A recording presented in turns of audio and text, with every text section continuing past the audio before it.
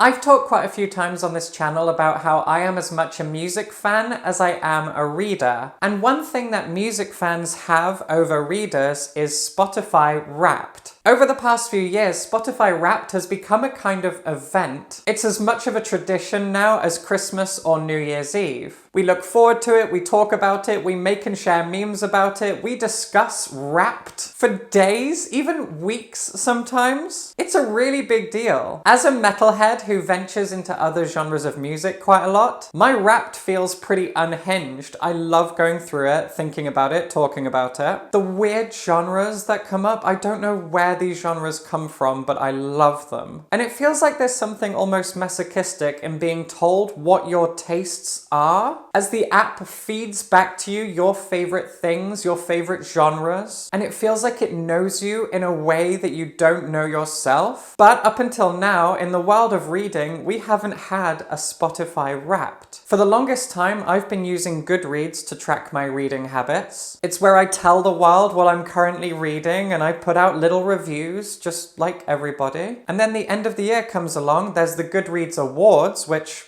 I don't think are ever very good. Oh, Sarah J. Maas won a thing again. Yeah, sure. Yeah, of course she did. Yeah. Wow. Break the mold. And then that's it. We just move on. We need a Wrapped. Fortunately, we have one in the form of this video's sponsor, Fable. Fable is an app for tracking your reading habits, much like Goodreads, and I've been using it for a little while now. When I first installed it, I was immediately impressed with the features that it offered. For example, the absolute best thing is that it imported all of my Goodreads data. I didn't have to tell the app every single book I'd ever read and when I read them. It just imported all of that over, so I was like, okay, great. All of that time, all of that stress, all of that pointless busy work is all taken care of. And then as I dug around into the app and its features, I found some really cool community elements that are totally missing from so many other apps. First off, as a fan of film and TV, Fable doesn't just track your reading habits, it's also a TV show tracker as well. So for people who live on their sofa like I do, either reading or watching TV, this app has both. And then there's the clubs. You can join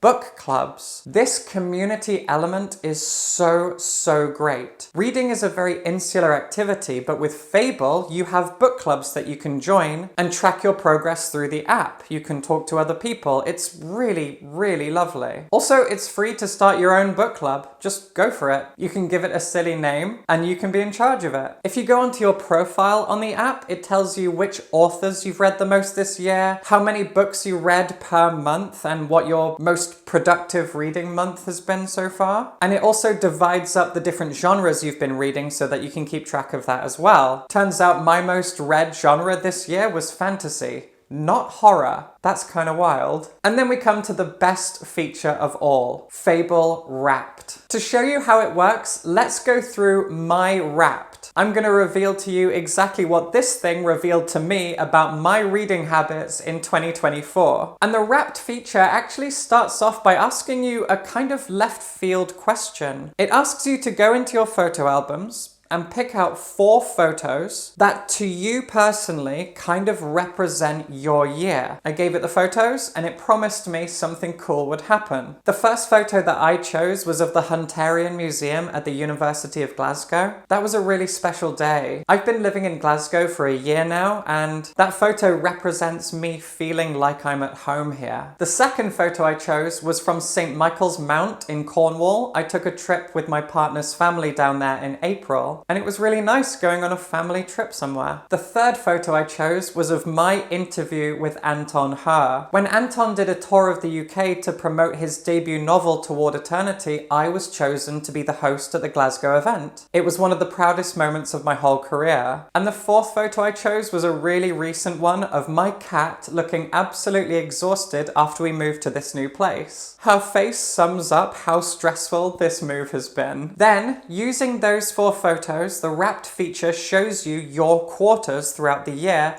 and what your reading habits were in those quarters. You get to see those photos next to all the books that you read in each quarter. According to the app, in Q1, I dove deep into foggy mysteries and alien invasions. I look at some of the books and I see that they're either mystery stories or science fiction. That's what I was reading in Q1. And the way that this phrasing combines those two things is really sweet. In Q2, things got a little bit darker. Vampires, cursed films, and eerie travels, your mid-year horror was epic. And very suitably, we've got a photo of an old Gothic castle. Now, my obsession with horror this year lasted about 6 months. So for Q3, we've got bats, moons, and goblin emperors. You thrived on otherworldly adventures. This is the moment where horror was starting to slowly bleed into fantasy. Bats, moons, and goblin emperors, I love that. That is 100% a death metal album. And finally, as horror bled away completely into more fantasy, we got from haunted houses to giants in space, you ended with a thrilling roar. This is so sweet. And next to that is my cat looking absolutely exhausted. Yeah, we both are. Once you get to see all of your reading habits for these 4 quarters, the app shows you some awkward truths about yourself. For example, the next thing I saw was A Court of Thorns and Roses, because I finally read it this year to find out what the hype was about. I didn't finish it because it turns out it's a really boring book. I was found guilty of riding the hype train. 317,000 other people on Fable read A Court of Thorns and Roses this year. And then in the next bit, I felt really special. I was also found guilty of being too niche, because I was one of 17 people who read Volume 2 of Creepshow.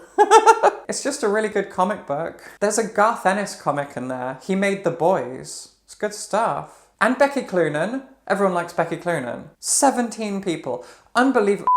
Then I found out I was in the top 1% of literary fiction readers. And the app shows me 2 books as examples of literary fiction, and I'm not sure either of them are, but literary fiction is such a nebulous thing. I'm kind of getting sick of it, actually. I don't really like talking about it. How exactly do we define literary fiction? The City We Became is literary fantasy, I guess, in the sense that it's very clever and political, but so much fantasy already is. I don't know, I could do a whole rant about how literary fiction isn't real. I was also in the top 5% for thrillers. I don't even think I read that many thrillers this year. This is what I mean when I say these apps know us better than we know ourselves, and it's creepy, but I also don't hate it because it's good self-reflection. And I was in the top 5% for mystery lovers. I guess thrillers and mystery books are very, very, very similar, though not the same, to be clear. And for all 3 of these genres, there's a picture of Feet of Clay by Terry Pratchett.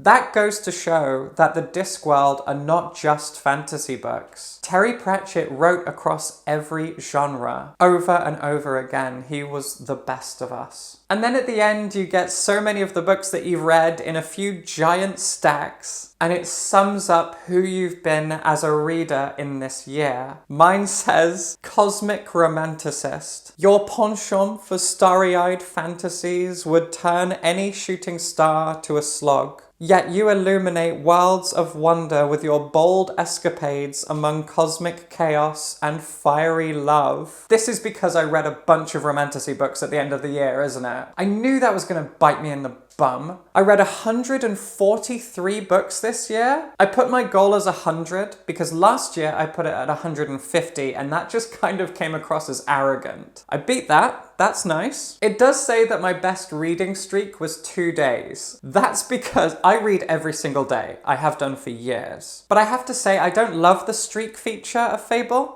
because I forget to go into the app every day and just press a button saying, yes, I read a book today. I'm going to forget to do that. So that means I will never have a decent reading streak because I will always forget to go into the app. I have ADHD.